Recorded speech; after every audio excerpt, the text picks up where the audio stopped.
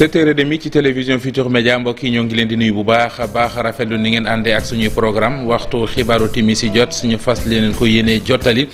la ca gën a fës bokk na ci bëccëgu tey bi ñu jagleel mbirum liberté de la presse seetlu gi moo di classement bi bàyyeekoo ci Reporters sans frontières gis nañu suñum réew di Sénégal dafa dellu gannaaw ci mbirum liberté de presse ndax ma nga ca juróom-ñaar fukkeelu place ak ñett am ñaari point yoo xamante ne ji perte na ko ana lan moo sooke loole Mame Birame Diouf dinañu ci indi ay leeral daañu waxtaane it wàllu politique ak lu ñu nemmeeku jamono ji di ay maire yu fare ci kujje politique gi dem ji ànd ji ci làngook ñi ci nguur gi di président Macky Sall loolee nag kii di Ibrahima Bakhoum di politologue gis na ne daal du amal Macky Sall njariñ lu bari ndax ñu bari ci ñi dem ci moom ay nit di coalition kii ko mouvement ñoo leen fal mënuñu ko kon njariñ lu bari ci wàllu politique.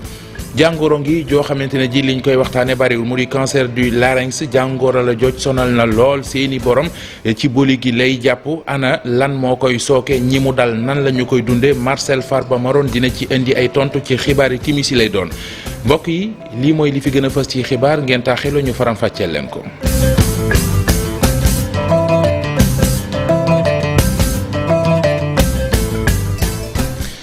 nuyu leen rafetlu ànd bi ak télévision Futurs Médias ni ñu ko junjee ci bopp bi la ñuy duggee ak yéen ci yàkkali gi doore xibaaru timis yi ak lu ñeel liberté de presse bëccëgu tey bi mooy bëccëg bi ñu jagleel ci àdduna bi moom sa bopp ci tasum xibaar classement bi nga xamante ne ji kon kuréelu tas xibaar yi di Reporters sans frontières def na ko seetlu nañ ne suñum réew di Sénégal da caa dellu gannaaw ma nga ci juróom-ñaar fukkeelu place ba ak ñett am na ñaari poñ yoo xamante ne ji ñàkk na ko ana lu sooke loolee ak it taxawaay bi nga xamante ne ji kon méccam tas xibaar am na ko ci réew mi dañu ci ànd ci leeral ak Mame Birame Diouf.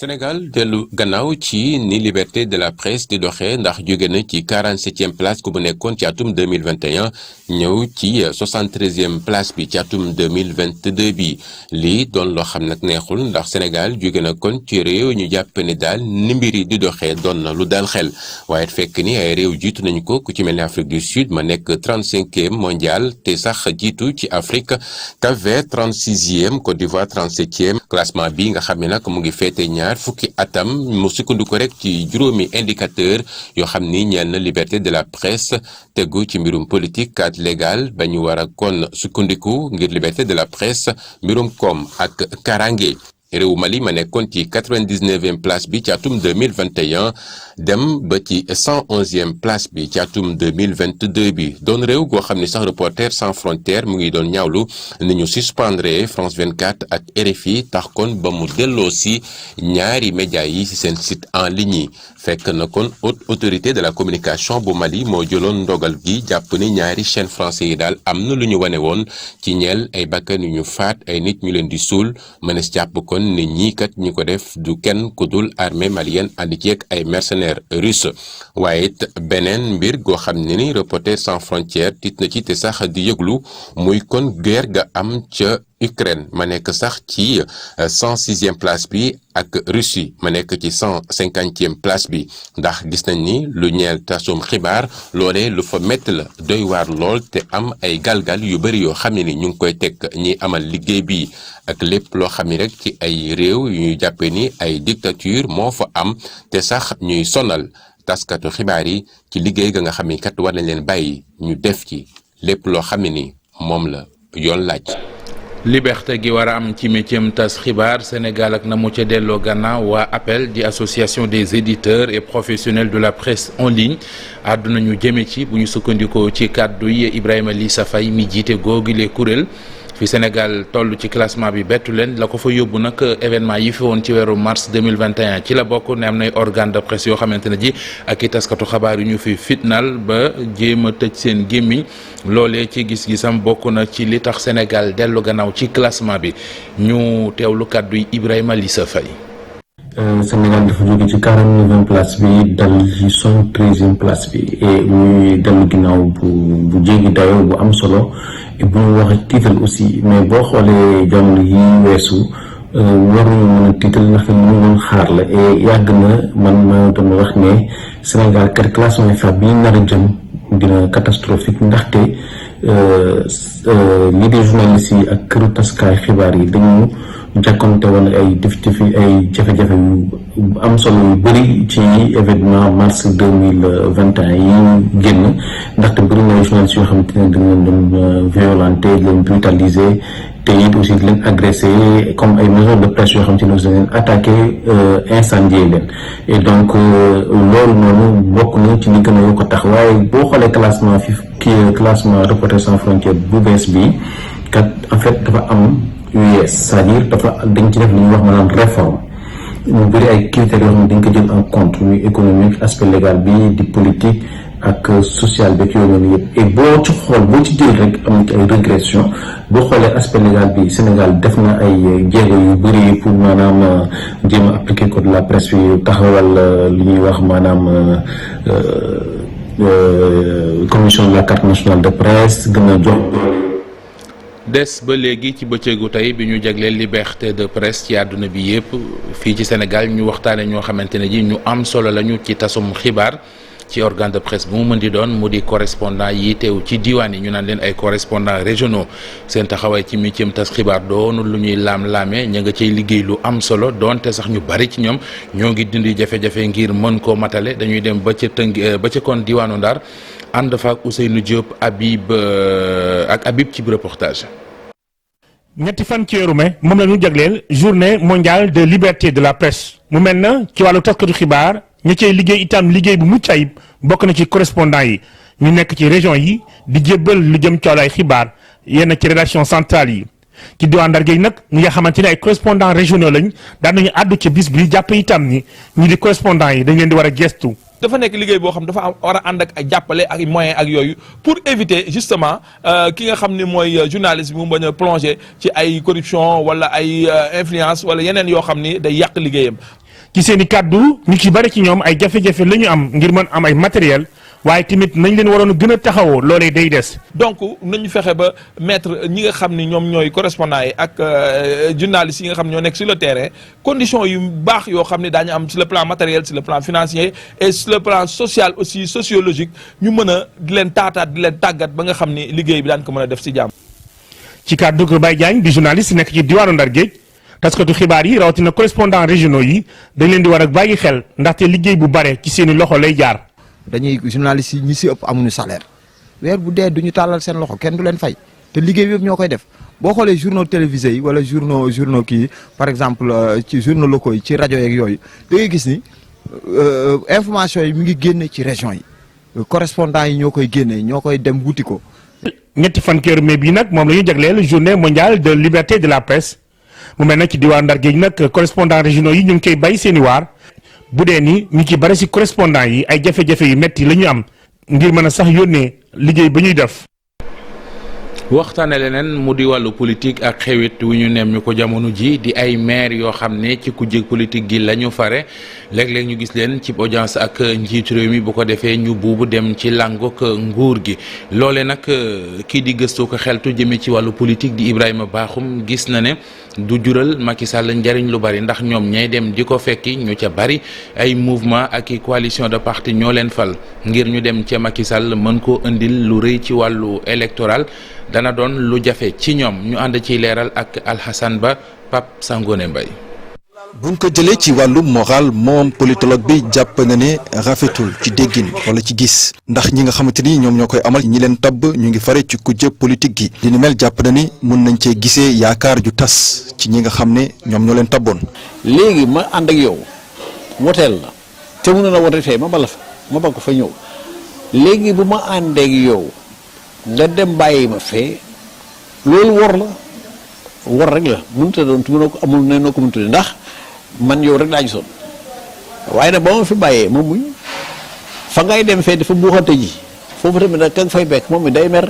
lan lay wër moom président Macky Sall ci li nga xamante ni moom la nekk di def ak maire yu fare ci kujje gi lu leer ba leer mooy moom président dafa bëgg a am ab majorité bu am solo ca assemblée nationale waaye nag buñ sukkandikoo ci moom mi xelam màcc ci wàllum politique yaakaar ji mu am ci dem jëli maire yi fare ci kujje gi mën na ko bañ a jural dara. dajale boobu muy dajale ci déggin. dafa yenu maanaa buñ la nee diw gañe dafa yenu maanaa tax muy yenu maanaa mooy ñi ko contrôle démb ñoom ñoo ànd ak moom waaye la ñuy fàtte mooy ni ñi ànd si maanaam ki ñëw léeg-léeg du indaale kenn wala boog ñu néew lay indaale bu fekkee dafa woon fukki nit indi kenn wala ñaar juróom-ñett yi toog nañ fay ñëwuñ waaye yow li ngay dégg ñu ngi koy wane ci rajo yi di ko mooy ne rek da nga dafay mel ni fukki yi nekkoon fay ñëw nañ fukki yi ñëwuñ ñaar rek a ñëw mais loolu tamit léeg-léeg moo am lu mun a yàqal ka ngay seeti. ak li ñu nemmeeku ay maire di dem fekki président Macky Sall ci jamono jii ni mu ngi joxe xar kanam gi ne nguur gi mu ngi gën di xëcc ñi nga xam ne ñoom ñoo fare ci kujje gi waaye li ci mënti am ñi nga xamante ni ñoom la soxal bu ñu leen dégloo lu ci ëpp ci seen i kàddu moo di ne dana leen yombal ay projet yu mag yi nga xamante ni am nañ ko ci seen gox yeeg goxaat yi te ñu bëgg ko amal.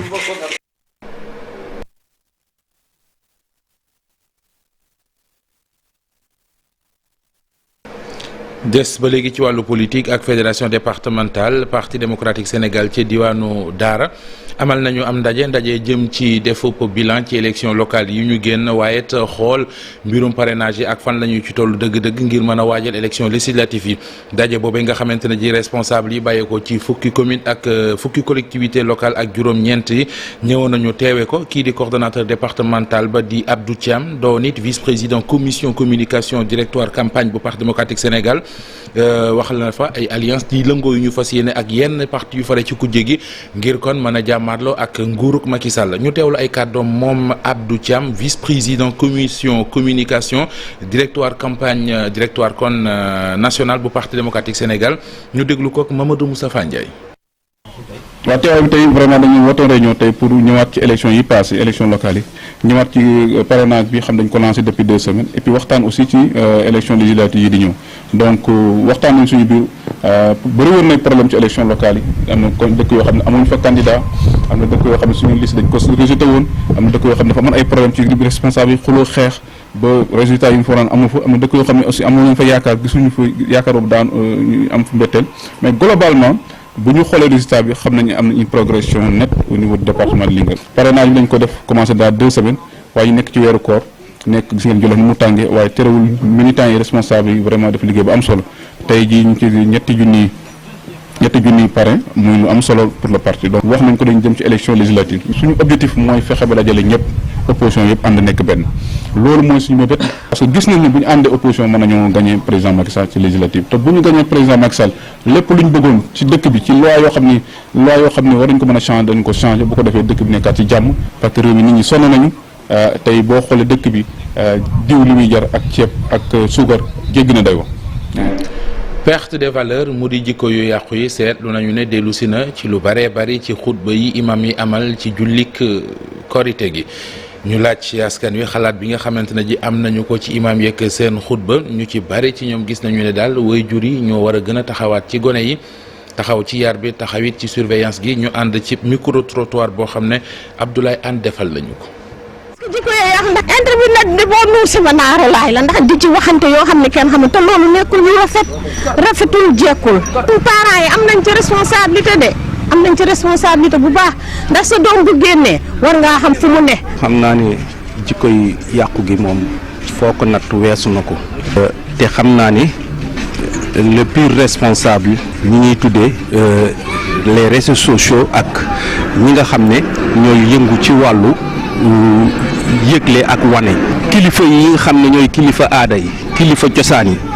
waajur yi kenn ku nekk war naa jëlaat li ñuy wax engagement ci njaboot ga nga jiite rawatina nag état bi nga xam ne moo ñu war a jàppale ci jikko yi ndax tey boo xoolee réseaux sociaux yi lu neex waay mu wax lu neex waay mu def jigéen ñi wane seeni cër góor ñi di wax ju ñàkki teggin. war a def ba mu wàññeeku mooy defaraat jikko yi yaraat suñuy doom fas yéene leen a téye ci biir kër yi. internet bi defar na yàq. saagante beeg weerante beeg wax ju ñaaw ju ñu nimmiku loolee ak internet beeg ni ñu koy jëfandikoo rax ci dolli ay bakkan yi ñuy boom ci lu ñu xamul ay agression yu fi am drogue bi ñuy nemmeeku corruption beeg yu ni mel yi bokk ci ñu gis Sénégal muy gën di fës saa su nekk lu ni mel tax na ndaw ña féete ca diwaanu Pakaaw mu di ca Sédhiou ñoom sol seenu dàll ngir di ci yeete waxtaan ak nit ñi ngir ñu seet nu ñu ko gën a mën a moytoo loolee kon mooy sabab li des di déglu njiital kuréel gi nga xam ne ñooy def lu ni mel ñu naan ko Nafa mouvement Nafa seen njiit Boubacar Konté lay wuyoo ñu déglu ko ci kàddu yi leeral yi mu dénk Bakary Konté. vraiment delloo valeur yi Sénégal amoon sutura respect dimbalante solidarité ñu delloo ko ci xuloo bi bari na si politique bi xeex bi bari na si politique bi saagante bi bari na si politique loolu taxu kaa jóg ma ne la Yonent bi sallallahu alayhi wa sallam bi mu jógee Makka ñu ñëw Madina lu mu njëkk a fekk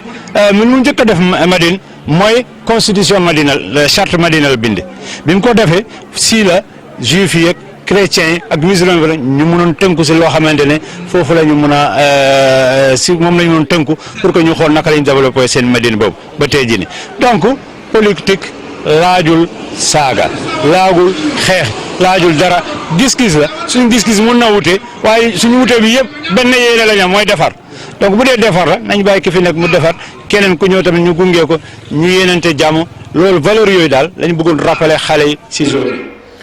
maa ngi leen ko doon junj sànq ci bopp xibaar yi mu di wopp ji di cancer du larynx feebar la boo xamante ne ji ak boli lay jàpp ñi koy dund di ko dundee ak coono ak jafe-jafe bu mat sëkk ana feebar bi lu koy indi nan lay feeñee ci nit ki paj mi ci réew mi fan la toll Marcel Farba Maroun indi na ciy leeral.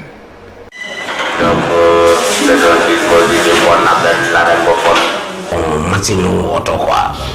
su demee ba yàgg dañ koy renouveler. appareil yi ñuy gis mooy li tax kii di Sëñ Gueye doon agent ci ministère de la santé di mën a wax ay soxlaam moom nag ay at a ngi ni muy dund ak jàngoro ji nga xamante ne day diisal baatam mën ko néewil te muy am jafe-jafe nooyi wala sax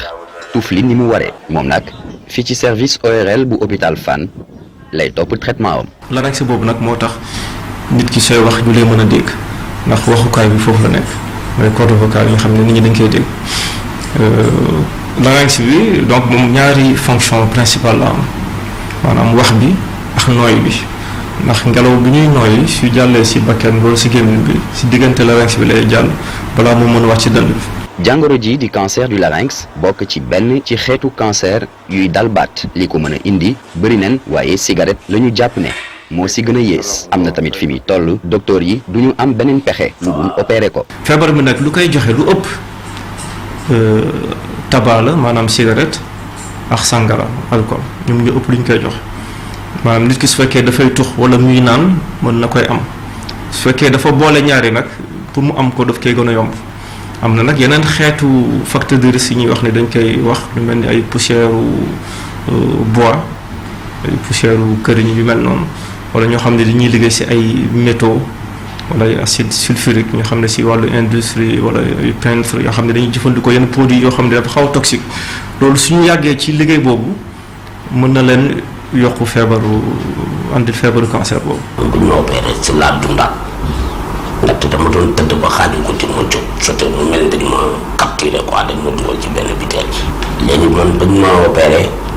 si laa nooyewaate yooyu yëpp xamatuma ko après si laa defay traitement bi normal bañ ma opéré defal li may def après bon ma dem topp traitement bi. yi la digle kon am nañ solo ngir ñu moytu cancer du larynx. lu ñu ñaax daal population bi mooy képp koo xam ne da ngay tux wala da ngay naan soo ko mënee bàyyi loolu moo gën parce que loolu non seulement dinay jox feebaru canceru larynx am na yeneen xeetu feebaru cancer yoo xam ne dina koy joxe loolu benn la beneen bi mooy nit koo xam ne daf la dab parce que cancer bi dina dal ñoo xam ne sax tuxuñu naanuñu loolu aussi am na ay exception donc su fekkee dal la ba nga seetlu ne sa baat bi dafa dee mu bëgg yàgg maanaam baat bu dee boo xam ne dem na ba dépassé 15 jours ba di ko romb loolu waroo wax ni rek dama xaw a tooy wala baat bi dafa dee ngay jël ay pastilles def nangam loolu da ngay dem consultation ci ORL ñu seet corde vocale yi xool larynx bi ba xool ndax amul feebar boo xam ne bu garaaw la bu fa nekk bu jar a faj. jafe-jafe bu tar la ñu amee jàngoro bi di jànkonteel traitement bi cher na dund bi metti loolu waral association sénégalaise des laryngectomisés et mutilés de la voix di ñaax état bi ngir mu gën leen bàyyi xel.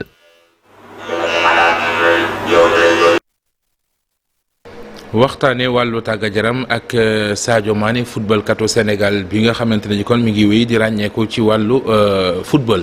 ab équipe am di Liverpool di war a football ak di football jamono ji ak Villarreal ku ca jógee da ngay dem ci finalu Ligue des Champions fàttali ne match ba fi mu mujj jamono ji mooy Villarreal moo dugalagum ñaari bal ñu tolloo nag muy match aller retour waaye des na deuxième mi-temps bi ñu war a jongante ak jum ci mën di doon bu fekkente ne footballkat bi di Sadio Mané kon ma nga ca final ba bi mooy ñaareel yoon doomu Sénégal bi di football finalu Ligue des champions ñu ànd ci ak jamono ji kon moo équipe am di Liverpool mook Villarreal mi-temps nañu waaye Villarreal moo mëneegum 2-0 loolee kon fa la match ba toll. waxtaanee leen ci wàllu tàggat yaram ñaar fukki fan ak juróom ci weeru juin Sénégal dana delluwaat ci lii di meeting international athlétisme bu Ndakaaru gannaaw juróom-benn yaat yoo xamante ne ji kon toog nañu ko amaluñu ko Cheikh Sadibou Diarra. meeting international athlétisme bu Dakar dina am ren ji su fekkee ne bi mujjoon am atum 2016 World Challenge la woon bu 2022 bi ay athlètes yu dëkk Afrique lay dajale. le 25 juin bii di ñëw ci stade Diamniadio bi lañ ko bëgg a indi. pour indiwaat meeting mënuñoo tëb nag abaat World Challenge parce que dafa am conditions yooyu ak critères yoo xam ne il faut nga respecter ko pour mën ko am mais dañuy commencer waat ci meeting continental bu yem boo xam ne c'est dans la sous-région ñi inviter les athlètes de la sous-région ak quelques athlètes étrangers ñi boole leen ak athlètes sénégalais yi donc ñi pour mën a def meeting bi mais bëgg nañ d'ici quelques années ñi eggaat suñu meeting World Challenge donc xam nañu yoon bi jaaroon ba am ko donc fa la ñuy tegaat suñu tànk rek ba amaat ko incha allah. dellu si meeting international bu Dakar bi dina tax Sénégal fësaat ci athlétisme bi loolu nag am na njëg waaye deful njàqare waa fédération bi. meeting bi nag xaaruñ ci ay performance donc luñ ciy xaar mooy réussite sur le plan organisationnel fexe ba nga xam ne meeting bi dellusiwaat na ci jàmm ñu organiser ko mu jaar yoon mu am engouement ñu communier ak public bi donc ubbiwaale stade bu bees bi donc fële ca Diamniadio mooy annexe bi nga xam ne c'est dédié à l'athlétisme donc yooyu yëpp ñi gën cee taxaw ba nga xam ne daal dana amaat yëngu-yëngu ci côté boobu. budget bi mi ngi toll ci ay 200 ba 300 millions dina ko mën a organiser. ñu dëgmal Jeux olympiques de la jeunesse atum 2026 piste athlétisme bu bees am ca Diamniadio meeting international bu Dakar ñëwaat na ci waxtoom. 20h Chérif Cheikh Ahmed Tidiane Diop dina fi teew ànd ak yéen ci xibaar yi ci tubaab jaa ngeen jëf ci ànd bi ak télévision Futurs Médias yàlla nañu yàlla dolli jàmm ñu fanaan jàmm ba suba ak jàmm.